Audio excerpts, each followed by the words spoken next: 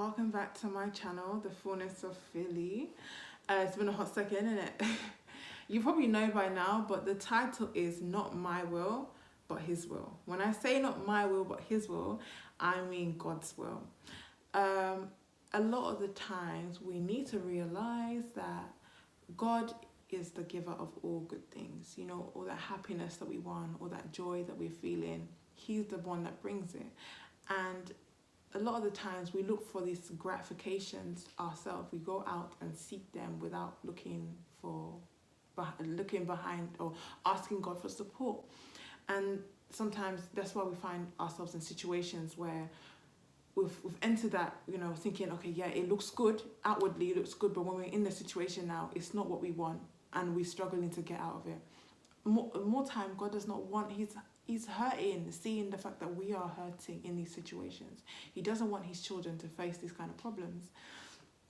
And that's why I'm here to tell us that we need to be able to take a step back before you enter any situation, let's say I'm applied for this job, I'm going into this interview, I need to enter the situation thinking, God, I need you to take control of that situation. If it's meant for me, season my mouth, help it to come through me, help the right words come from me.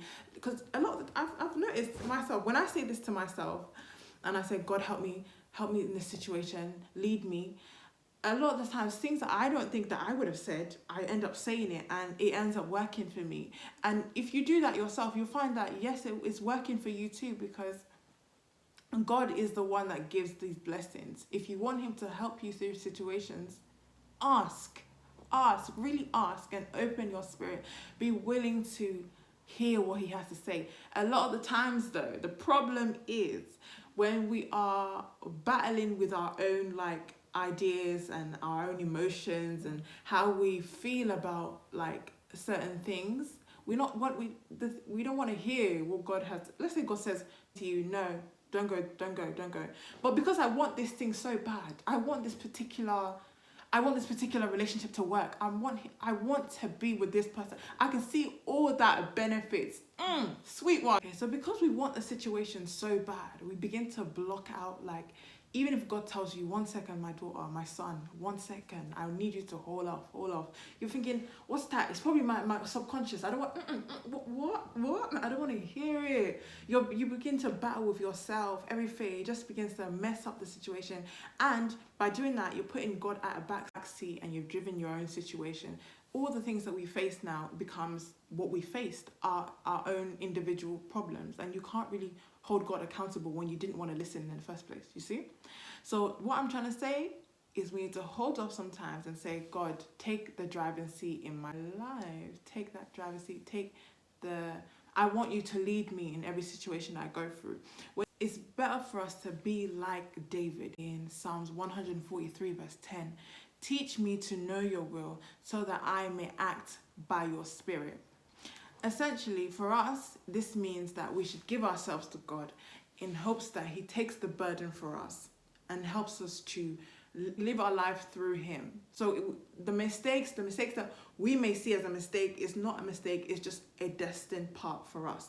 When God takes the control in our life, everything that people may think, oh, that was a mistake, or even you yourself may think that wasn't right, but it is right. That's just part of my destiny. That's the walk that I have to go through. Whereas if we're driving it, we only see what we see. We only see as far as the road is ahead. We don't see the next turn to the left, the traffic lights, the danger zones. We don't see that, but God sees that and He knows the route that we need to take. So it is better for us to take ourselves out of the situation and say, God, lead us. God, take us to where you want us to go, because I don't know it myself.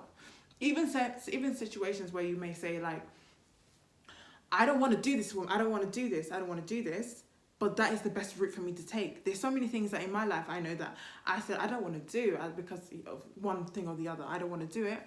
However, it may have been, and even that particular time may have not been the right time for me to do it, but God has brought me back saying, okay, I want you to do this now. This is the right time. And there's been so many things that incline me to know, that shown me that, yes, this is what He wants me to do right now. So we need to open our spirits, open our hearts for God to tell us where He wants us to go. When He tells us where He wants us to go, all this confusion, all this anxiety that we have is no longer confusion and anxiety. It's more directed, it's more focused, because he is leading us. He that knows more than us, he the all-knowing is leading us. You understand what I'm saying? It's more so about how we feel and how our connection is with God. Because when you have this connection with God, when you feel connected to him, it's easier for you to rely on him than when you feel like, I need to do this myself. You know, when we rely on our own result and our own strength, there's so many people in this world. What makes you different? What makes you different? That's the question. So thank you guys for listening to my message. So if you take anything from this video, take the fact that I'm telling you to trust in God with your whole heart and lean not on your own understanding. Because when you do that, then you become aware that it's not your will, but it's God's will. And then you have an inner peace, and then life is just much smoother. Yeah, we'll go through that, things, we'll still go through things, but the peace will remain. We need to trust God with our whole hearts. Thank you guys. We'd like you to like, comment and subscribe. Give any suggestions, any topics, I'm open. Yeah, so thank you so much. Bye.